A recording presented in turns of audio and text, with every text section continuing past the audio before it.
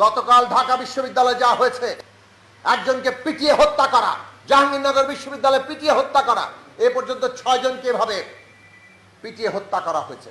কোনোভাবে এটা গ্রহণ করা যাবে না।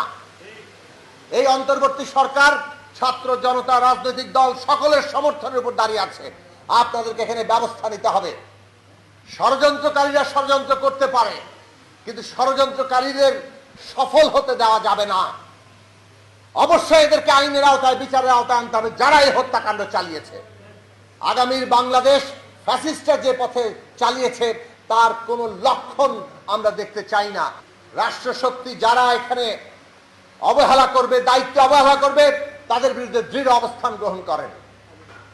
আমরা দেখছি পুলিশ বাহিনী এখনো ঠিকমতো কাজ করছে না। পুনর্গঠন করেন, সংস্কার করেন। যারা কাজ করবে না তাদের বিরুদ্ধে অবিলম্বে বিভাগীয় ব্যবস্থা নেন, চাকরি থেকে বরখাস্ত করেন। বাংলাদেশের জনগণের জানমাল নিয়ে কাউকে ছিনিমিনি খেলতে দেওয়া হবে না এবং অন্তর্বর্তী সরকারকে সেই রকম দৃঢ় অবস্থানের জায়গায় যেতে হবে। মাজারে হামলা আমরা দেখছি, হিন্দু মন্দিরে হামলা আমরা দেখছি, হিন্দু সম্প্রদায়ের উপরে হামলা, নারীর উপরে হামলা। এইগুলো অস্থিতিশীলতা সৃষ্টি করার জন্য ফ্যাসিস্টদের দোসররাই করছে, কিন্তু সেই দোসরদেরকে আইনের আওতায় আনতে হবে। কেবল ফ্যাসিস্টদের দোসররা করছে, সরকারকে তার কালিমালিপ্ত করার জন্য করছে, এই কথা বলে শেষ করা যাবে না।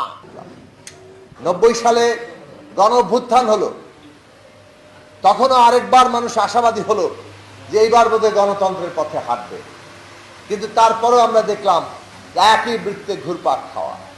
একটা নির্বাচন পর্যন্ত করতে পারে না, ন্যূনতম একটা ক্ষমতা হস্তান্তর শান্তিপূর্ণ পথ, একটা নির্বাচন, এইটাও করতে পারে না। যেই ক্ষমতায় যায় ক্ষমতা চিরস্থায়ী করতে চায়, আর চাইলেই সেটা করাও যায়। এর উৎসটা হচ্ছে সংবিধানের মধ্যে। ক্ষমতার কাঠামোই এমন ভাবে তৈরি হয়ে আছে, যিনি প্রধানমন্ত্রী হন তিনি দেখেন, আরে আমি তো একটা জমিদারি পেয়ে গেছি,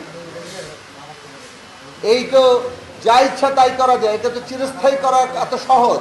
সুতরাং তারা সেই চিরস্থায়ী করার দিকে অগ্রসর হয়। আমরা এইবারে যে কারণে পরিষ্কারভাবে রাজনীতিতে বাংলাদেশে এই প্রশ্নটা উত্থাপন করা হয়েছে, যদিও এই প্রশ্ন নতুন নয়। আমরা বলবো আমাদের রাজনৈতিক দল দিক থেকে এখানে অনেক রাজনৈতিক দল আছেন যারা গঠনকালীন সময় থেকেই বাংলাদেশে এই প্রশ্ন হাজির করেছেন যে বাংলাদেশের শাসন ক্ষমতার যে কাঠামো, এটা পুরোপুরি স্বৈরাচারী, সাংবিধানিকভাবে স্বৈরাচারী, এবং এই স্বৈরাচারী ক্ষমতা কাঠামো বহাল রেখে এই দেশে গণতন্ত্র হবে না। এবং 90-এর গণ আন্দোলনের পরে এই স্বৈরাচারী ক্ষমতা কাঠামোর বদল না করার ফলেই আমরা গণতন্ত্রের পথে হাঁটতে পারিনি। কিন্তু 2018 সালের পরে বাংলাদেশে এই প্রশ্নটা সকলের জন্যই, এমনকি বৃহৎ রাজনৈতিক দলগুলোর জন্য একটা বাস্তবতা হিসেবে হাজির হলো যে এই পুরনো বহাল বন্দোবস্ত, যেটা দিয়ে এইরকম একটা ফ্যাসিস্ট ব্যবস্থা কায়েম করা যায়, এই স্বৈরাচারী ক্ষমতা কাঠামোকে একটা ফ্যাসিস্ট নির্বাচনী কর্তৃত্ববাদী একটা মাফিয়া রাষ্ট্রে পরিণত করা যায়, সেই ফ্যাসিস্ট ব্যবস্থা বহাল রেখে বাংলাদেশে আর কোনো গণতন্ত্র হবে না। কাজে একটা নির্বাচনে যদি আমরা চাই, একটা সুষ্ঠু নির্বাচন, তাহলে এই রাষ্ট্র ব্যবস্থার বদল ঘটাতে হবে। এইটা ছিল 2018 সালের ওই মধ্যরাতের ভোট ডাকাতের নির্বাচনের পরে এক রাজনৈতিক বাস্তবতা।